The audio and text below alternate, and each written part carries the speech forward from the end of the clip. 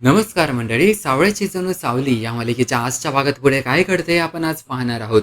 आजच्या भागात व्यंकटेश आणि बबलू यांनी अभिर आणि ओवीच्या वाढदिवसाची भन्नाट तयारी केलेली आहे. हॉल फुग्यांनी आणि दीपमाळांनी सजलेला आहे. व्यंकटेश सावलीला फोन करतो आणि बबलू सारंग दादाला फोन करतो. दुसरीकडे ओवी अमृताचा पदर धरून तिला म्हणते की तिने सांगितल्याप्रमाणे संध्याकाळी फिरायला जाऊया.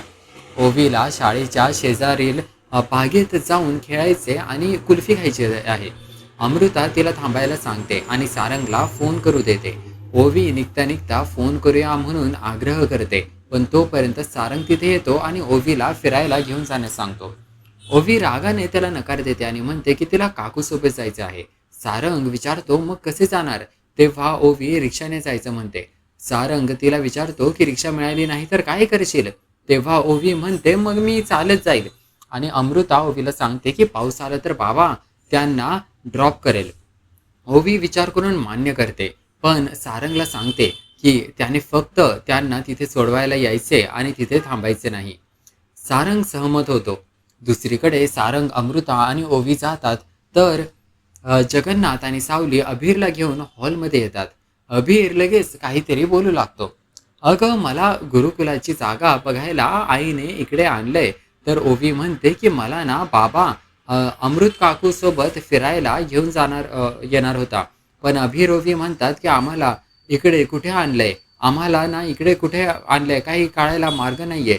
तर आता अमृता म्हणते की काही काळजी करू नकोस, थांब, तुम्हाला ना सगळं काही कळेल. आणि सावली आता 1 2 3 असं म्हणतेच. आणि आता ओवी आणि अभिर डोळे उघडतात तर समोरचा तो हॉलमधला दृश्य एकदम बघण्यासारखा होऊन जातो. ओवी आणि अभिर दोघेही खूप खुश होतात आणि प्रत्येक आता फुग्या शेजारी एक जंगलातील प्राणी लावलेला असतो आणि सगळा हॉल फुग्यांनी सजवलेला असतो आणि तो प्रेमाचा तो डेकोरेशन केलेला असतो. आता अभिर ओवी फारच खुश होतात आणि सगळेजण आता जवळ येऊन टाळ्यांचा कडकडाट हॅपी बर्थडे ओवी आणि अभिर असे दोघांना विश करतात. आणि सावली म्हणते की कसं वाटलं सरप्राईज. आनंदाने टाळ्या टाळ्या मारून अभिर आणि ओवी नाचू लागतात. म्हणतात की खरंच जबरदस्त, एकदम खूपच सुंदर असे सरप्राईज दिले. आणि पटकन आता ओवी ही सारंगला तर अभिर सावलीला मिठी मारतो. आणि जगन्नाथ म्हणतो की कळलं का, आता आई वडील सगळ्यात महत्त्वाचे असतात. आणि इकडे आता बबलू हा रिसेप्शन शेजारी इथे मास्क घेऊन उभा असतो. तर तेवढ्यात राजकुमार हा मोनिका आणि शुभराला घेऊन तिथे येतो. मोनिकाच्या हातात आता गिफ्ट असतं आणि बबलू आता त्याला वेलकम करतो आणि म्हणतो अरे राजकुमार दादा ये ये. आणि शुभ्राला आता बबलू एक मास्क देतो आणि मोनिका राजकुमारला आतमध्ये बोलवते. आणि तेवढ्यात आता बाकी सगळे मुलं मुले आत तिथे गुरुकुलातील मुले येऊन डान्स करतात. तर इकडे मोनिका आणि राजकुमार येतात आणि सारंग आता त्यांच्याकडे येतो. तर मोनिका आता त्या तिच्याकडचे गिफ्ट सारंगकडे देते आणि लगेच सारंग म्हणतो आई नाही आली का. तर मोनिका म्हणते मी त्यांना खूप आग्रह केला पण त्या नाहीच म्हणाल्या. राजकुमार म्हणतो ओवी कुठे. सारंग म्हणतो ते काय आवरून येतेच. तर आता राजकुमार म्हणतो की जा तिची तयारी बघ. आणि सारंग बाजूला जातो. त्याच वेळी नाचणाऱ्या मुलांमध्ये अभिर आता राजकुमारला धक्का देतो. राजकुमारला धक्का लागताच तिथे एक मोठा धमाका उडतो. राजकुमार विचारतो ए बाळा तुला लागलं तर नाही ना कुठे. अभिर त्याच्या चेहऱ्यावरील मास्क काढतो. मास्क बाजूला करताच अभिर राजकुमारला पाहतो.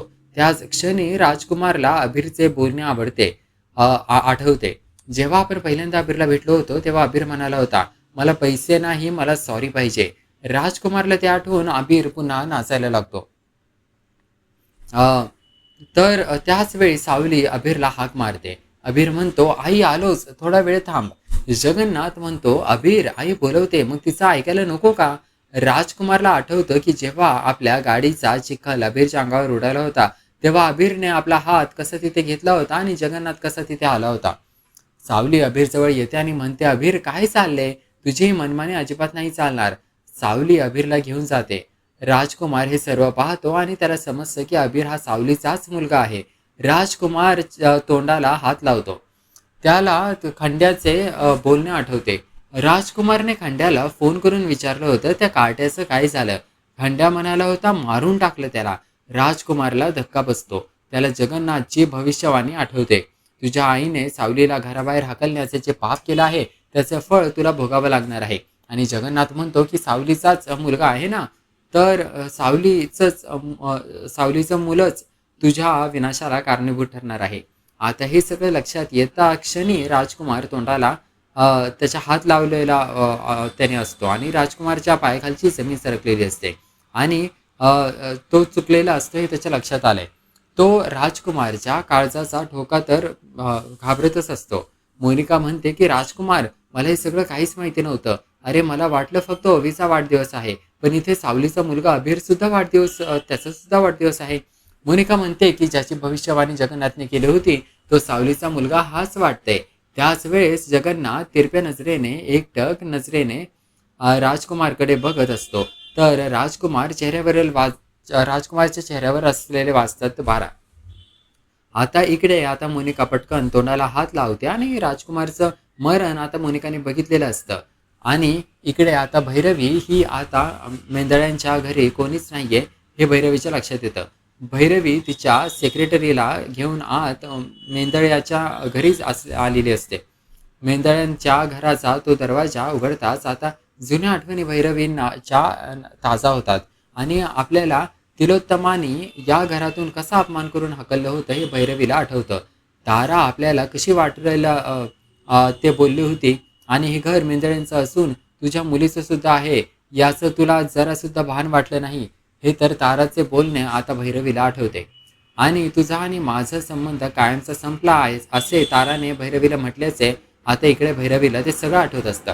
आणि त्याच क्षणी तिलोत्तमा दरवाजा उघडून बाहेर येते तर भैरवी समोर असते आणि भैरवीला बघून आता तिलोत्तमाला देखील सगळ्यात मोठा धक्का बसलेला असतो. तिलोत्तमा आता भैरवी समोर येताच आता भैरवीचे त्याच वेळेचे बोलणं तिलोत्तमाला आठवते आणि भैरवी म्हटलेली असते की आजपर्यंत ही फक्त भैरवी एक साथ आव्हान करत होती, पण आता यापुढे भैरवी युद्धाला आमंत्रण देत आहे. आणि आता फक्त एक आव्हान नाही तर पुढे काय होणार आहे हे हे आहे एक मोठे युद्ध. आणि इकडे बर्थडेच्या त्या हॉलमध्ये सारंग मोठ्याने बबूलला हाक मारतो आणि म्हणतो की बबूल आणि आण लवकर आणि आलोच असे म्हणून बबुलू आता भला मोठा ओवी आणि अबीरच्या नावाचा केक घेऊन येतो. अबीर केक घेऊन येतो आणि टेबलवर ठेवतो. अबीर म्हणतो की ओवी, केक अगदी आपण ठरवल्याप्रमाणेच आहे. राजकुमार मान खाली घालून सर्व काही पाहत असतो. ओवी म्हणते की आम्ही तर एकही शब्द काढला नव्हता, मग तुम्हाला हे कसे कळले? अबीर म्हणतो की या केकवर आमच्या दोघांचेही नाव आहे आणि तोच केक आम्ही एकाच चाकूने कापणार आहोत. तो म्हणतो की हा आमचा संपूर्ण प्लॅन आहे. मग हा प्लॅन तुम्हाला कसा कळला? सारंग म्हणतो की मी तर तुमचे कोण? तुम्ही दोघे अबीर आणि ओवी आहात तर आई बाबा. सारंग म्हणतो की आई बाबाला सर्व गोष्टी समजतात. अरे, आता आपल्याला बघायला मिळतं की अबीर आणि ओवी दोघेही एका चाकू हातात घेतात आणि एकच वेळी केक कापतात. टाळ्या वाजवून सगळेजण हॅपी बर्थडे म्हणून अबीर आणि ओवीला शुभेच्छा देतात. दुसरीकडे मोनिका म्हणते की अबीर हा सावलीचा मुलगा आहे हे कसं शक्य आहे? ती म्हणते आता तो खंड्या सावलीला मुलगा आहे, मग सावलीचा मुलगा हा काय भन्नाड आहे? ती विचार करते की सावलीची मुलगी जिवंत आहे की कोणाकडे आहे हे तिला लवकरात लवकर करणे गरजेचे आहे. राजकुमार विचार करतो की हा मुलगा सावलीचा मुलगा आहे, तर मग जगन्नाथाची भविष्यवाणी आता खरी ठरणार आहे. राजकुमारला घाम फुटतो आणि तो म्हणतो की हा मुलगा माझ्या सर्वनाशाचे कारण ठरणार आहे. तो ठरवतो की त्याने मला काही करण्यापूर्वीच मी त्याचा काटा काढणार. राजकुमार तिथून निघून बाजूला जातो आणि पटकन आपल्या मोबाईलवर फोन लावतो. तो म्हणतो की तुला एक लोकेशन पाठवत आहे, ताबडतोब इथून निघून जा. तो पुढे म्हणतो की एक जुनी घाण करून ठेवली आहे, ती साफ करायची आहे. दुसरीकडे मोनिका विचार करते की आता पटकन खंड्याचा मोबाईल घेऊन मी दुकानात जाते. का तो खंड्याचा मोबाईल मी चेक केला की मग मला सगळं कळेल. आणि इकडे आता कबीर आणि ओवी यांनी केक कट करताच आता सारंग आणि सावली शेजारी असतात. तर आता बबूल म्हणतो की सावली, सारंग दादा, तुम्ही ना एकत्र या, फोटो काढायचा आहे. तर पटकन सावली म्हणते 1 मिनिट आणि सावली व्यंकटेशला बोलवते आणि सावली म्हणते व्यंकटेश तुम्ही सुद्धा या ना. आणि त्यानंतर इकडे आता सारंग म्हणतो की सुशीला तू सुद्धा ये आणि व्यंकटेश आणि सुशीला सुद्धा तिकडे येतात.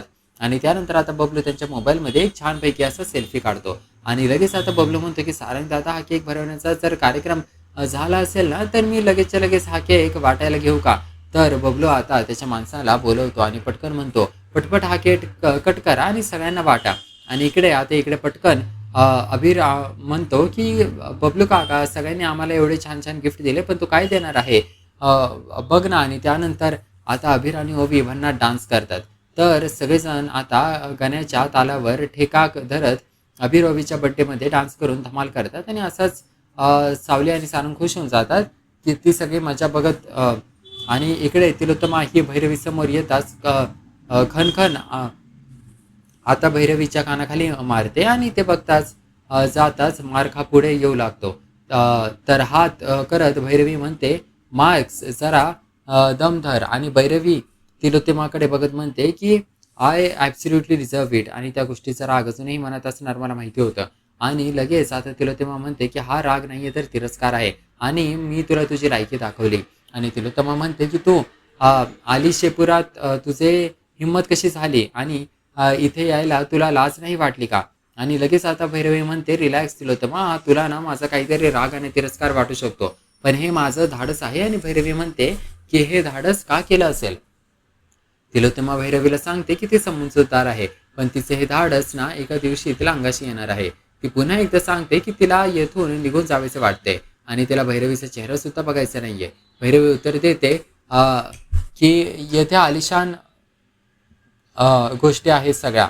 आणि त्यावेळेस तिलोत्तमा भैरवीला सांगते की ती समजूतदार आहे पण हे तिचे धाडच नाही एक ना एक दिवशी अंगाशी येणार आहे. तर भैरवी उत्तर देते की हे आलिशान घर बघायला किंवा बळकवायला आलेली नाहीये. ती स्पष्ट करते की हे घर आधीही बळकवायचे नव्हते पण ती फक्त एका हिशोबाची आठवण करून द्यायला आली आहे. त्याचवेळी राजकुमारने केलेले भयानक प्लॅन सुरू होतो आणि त्यांचं 2 गुंडांना बोलवणं सुरू असतं. त्यांनी अबीरला मारण्याची सुपारी दिलेली असते. ते गुंड बर्थडे पार्टीमध्ये अबीरला उचलतात आणि त्याला लपवून घेऊन जातात. बराच वेळ झाल्यानंतर सावलीला अबीर दिसत नाही तेव्हा ती बबलू दादाला विचारते. बबलू म्हणतो की तो इथेच असेल. त्या क्षणी त्या 2 गुंडांनी अबीरचे किडनॅपिंग केलेले असते. दुसरीकडे भैरवी तिलोत्तमाला बघून सांगते की सावली अजूनही 8 वर्षांपासून इथे ठामपणे उभी आहे. जर तिला सावलीचा नाश करायचा असेल तर तिला तिलोत्तमाची मदत करावी लागेल. तिलोत्तमा हे ऐकून भैरवीकडे बघते. बर्थडे पार्टीमध्ये सारंग सावलीला सांगतो की त्याने आधीच सांगितलं होतं की जर काही गोंधळ झाला तर त्याला जबाबदार धरले जाईल. त्याला त्याचा मुलगा अबीर हवाच आहे. वाऱ्याच्या वेगाने सारंग अबीरला शोधण्यासाठी तिकडून निघून जातो. आता प्रेक्षकांना हे बघायचं आहे की सारंग राजकुमारच्या ताब्यातून अबीरला कसे वाचवतो आणि सारंगसमोर राजकुमारचे सत्य कसे येते ज्यामुळे तो राजकुमारचा खेळ कसा संपवेल. या सगळ्यावर तुम्हाला काय वाटतं मालिकेत पुढे काय होईल तुमचे मत नक्की मला कमेंट करून सांगा. या व्हिडिओ खाली आपल्या यूट्यूब चॅनलला लगेच सबस्क्राईब करा असेच मालिकांचे रेग्युलर अपडेट्स मिळवण्याकरिता. आपण भेटूया या मालिकेच्या पुढील भागामध्ये. पाहूया मालिकेत नवनवीन अजून काय काय घडते ते.